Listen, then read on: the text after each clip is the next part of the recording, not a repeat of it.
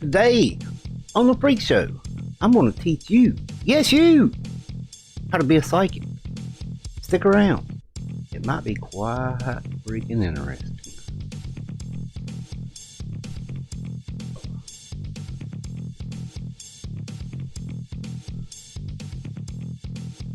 Yeah, you are on the Freak Show live. I record these live. I don't edit them like a lot of people, so yeah, it's live. It's live. And you're here with Big Daddy Bam Bam, aka that Chickenwing. Oh, I had to stress a little bit.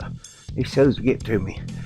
Okay, so where was we at? Oh, where we was rudely interrupted. Oh, I'm going to teach you how to be a psychic. It might just save your life one day.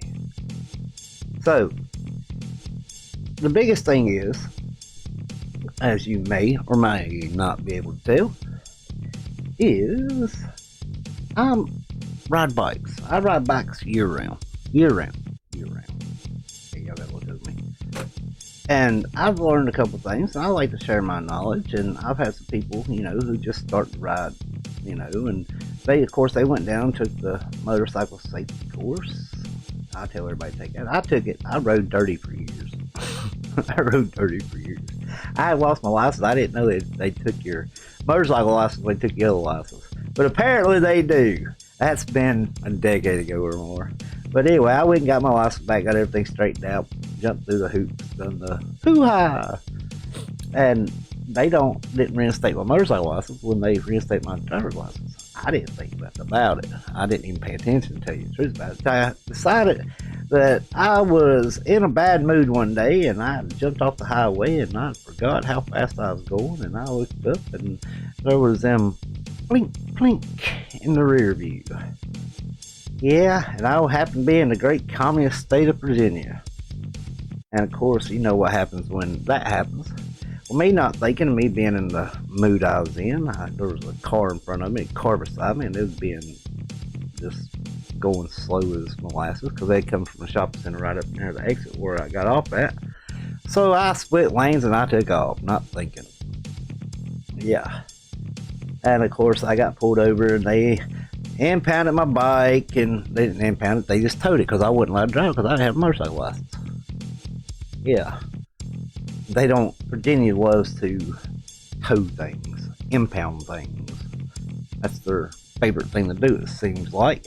So anyway, I had to go take the safety course, and I learned quite a few things in that safety course. And, one of the biggest things is what we're talking about, being psychic. And you will learn this in the course, and they don't emphasize it a whole lot. They do, but they don't. But your bike will follow where your head leads. That is physically, mentally, and spiritually. Let's do the spiritual first, because that's the easiest part. If you're on a motorcycle and you want to put a patch on your back and you want to act like a complete ass, that's your mindset. Your bike's going to be there with you. You're going to be a butthead on a Harley, be a butthead on a Harley. You're going to be an idiot on a jet bike, be an idiot on a jet bike. Where your head goes, your bike will follow. That's the spiritual part. Be a good guy. Help somebody out. Most of the bikers I know will do anything in the world to help you out.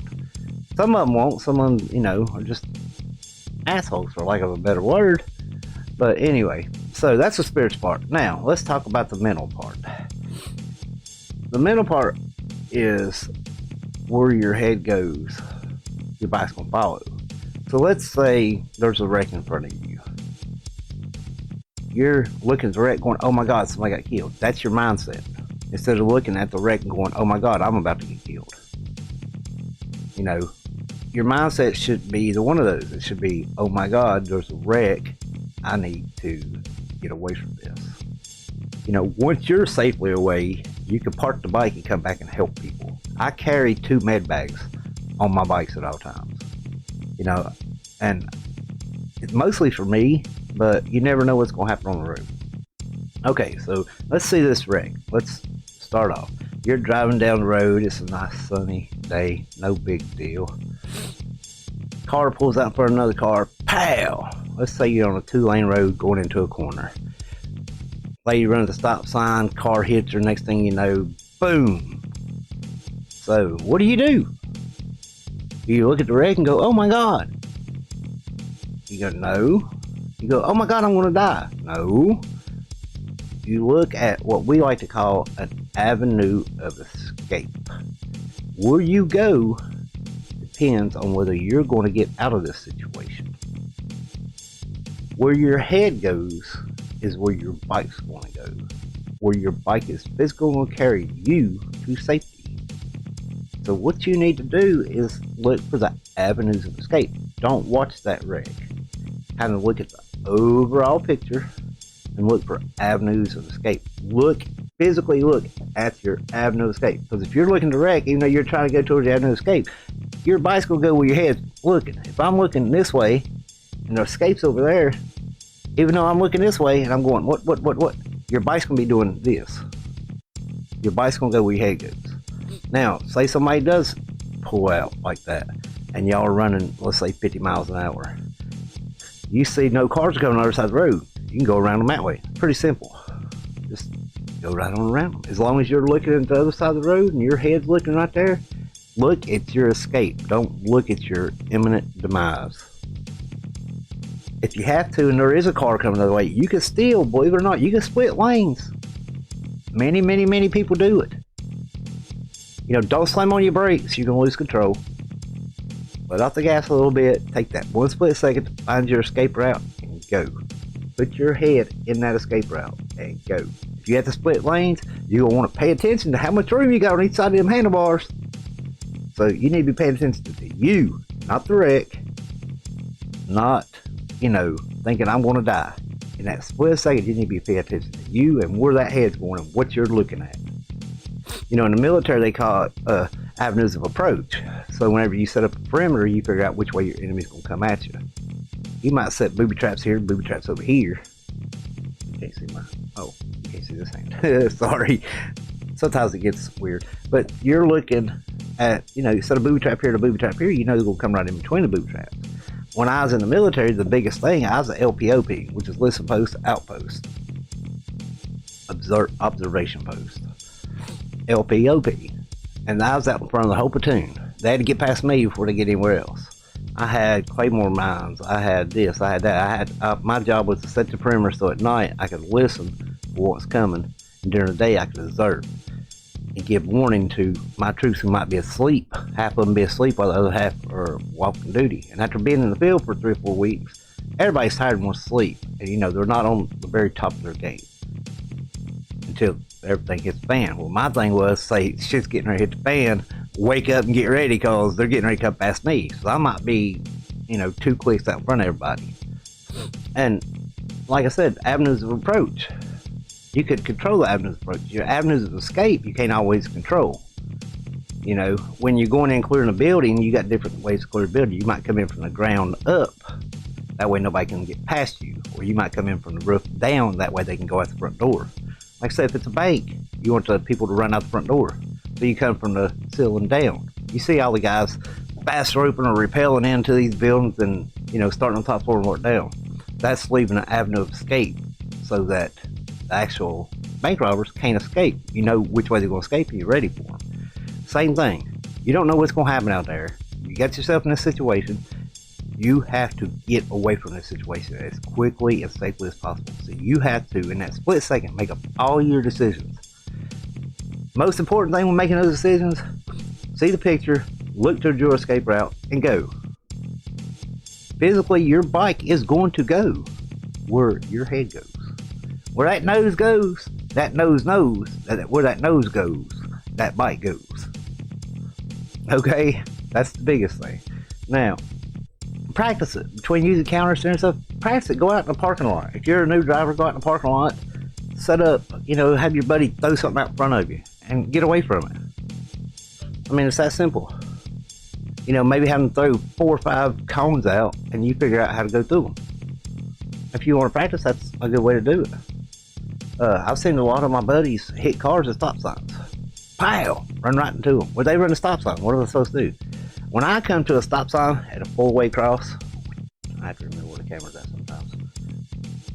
everybody goes, why do you slow down just that little bit? Ain't that dangerous? No. I mean, anybody that's ever rode with me, if I'm not driving a car, I feel endangered. I'm hypersensitive. I see everything going on around me. And that's from riding a motorcycle. When I come to a stop sign on a motorcycle or in a car, I always slow down just a little bit. The first thing I do is look at the person driving. If they don't see me, I don't see them. They don't see me, I don't see them. I don't see them, they don't see me. If they see me, they're not going to run out in front of me on purpose. And this is what you'll hear. You can ask any police officer around this country. When the wreck happens, the first thing that lady pulls out in front of you says, I didn't see. Make sure they see you. You know, a lot of people say loud pipes, this and that. Loud pipes do say loud. Because a lot of times, you know, I might hit the horn and they get the radio, they're not going to hear it. When I rattle in pipes, they hear me. And they turn around and see what the hell that noise is all of a sudden. You know? But I always look directly at their face first, and then look at their tires. Is the tires still rolling? If the tires are still rolling and their face is another way, more than likely they're going to run a stop sign. You can almost, after you've done this for a while, you can almost become psychic and tell what cars are going to do. I mean, if somebody pulls out in front of me and I get a chance to go around them and I have to split a lane and I'm going to be, you know, yeah, they're losing a mirror. That's the least to be said. We'll leave it at that. But they're losing something off that car. They're going to go home with something, probably a big dent beside their car, if nothing else. So anyway, you got to be hyper vigilant. You look and you predict. If you see the tires rolling, you know, get over to the center lane a little bit. That way you got that option to go around them. Don't look at them. I mean, you have to watch the car, but look at put your head in the direction you want to go. Because if you're looking this way, you know you're leaning that way, the bike ain't gonna go. It'll go a little bit if you try to lean like this while your head's going that way, but you're counterproductive doing that. So, now let me tell you the best part of all. And when I say where your head goes, your bike will follow, it's the same principle in a car. I took a trip to Nashville. We went down to see the Tennessee Titans play. And I got elected not to drive because I don't know why. So me and girl was in the back, and the girl's sister was driving, and her boyfriend was in the front. And she talks so quite a lot, and she's driving along, and every time she would talk, she would look over. And in the back of the car, I normally don't get too car sick, but the back of the car was going like that. Every time she'd look over, and then when she'd look back. Same principle on a motorcycle, but it's worse. It's more pronounced on a motorcycle. I mean, when you're riding down the road and you're looking around, you don't realize you're bobbing and weaving. You ever notice whenever people ride in a pack, they don't look around, they look at the road and watch the guy in front of them and the guy beside them. I am my brother's keeper. That's a lot to do with it. If you're in the front of the pack and you lay your bike down, everybody behind you is probably going down. When you see these MCs and stuff riding down the road, they're running tire to tire at 100 miles an hour. That's because they know whoever's in the lead has to be the one that is the psychic. He has to know what's coming up. He has to say, okay, if I'm going down, you know, that's the reason whoever leads is normally the most experienced, or the president of the club, because he has the most experience. He knows. And if he goes down, we all go down. You have to be psychic. You have to look at the tires. You have to look at people's face. You have to think. If you see somebody on a cell phone, get away from them. Hit the gas, go around them, get away from them. If the cop pulls you over afterwards, say, well, what's the problem? The chick was on a cell phone and she wasn't paying attention, and I have my life in my hands. Write me a ticket if you want to. And with the new laws they passed about cell phone uses and texting and driving, yeah, I mean, more than likely the cops will go, well, I understand. And more than likely the cop probably ride the motorcycle too, or knows somebody that does. So he's going to kind of understand. He might still write you a warning or a ticket, but that's better than her running over top of you, ain't it? You know, if you see a young kid driving in one of these Jap cars, and he's blowing nitrous outside, and when you stop the red light, he's driving his bike wanting to race you, yeah, you can suck the paint off that thing. Don't. Because look into the future, be a psychic. What's the final outcome going to be? A couple years back around our area, everybody would be drag racing on the street.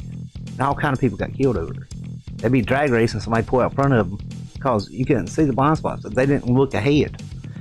You know, a lot of people get tunnel vision. Whenever you're in certain situations on a motorcycle or in a car, you need tunnel vision. You need to look at your avenue of escape.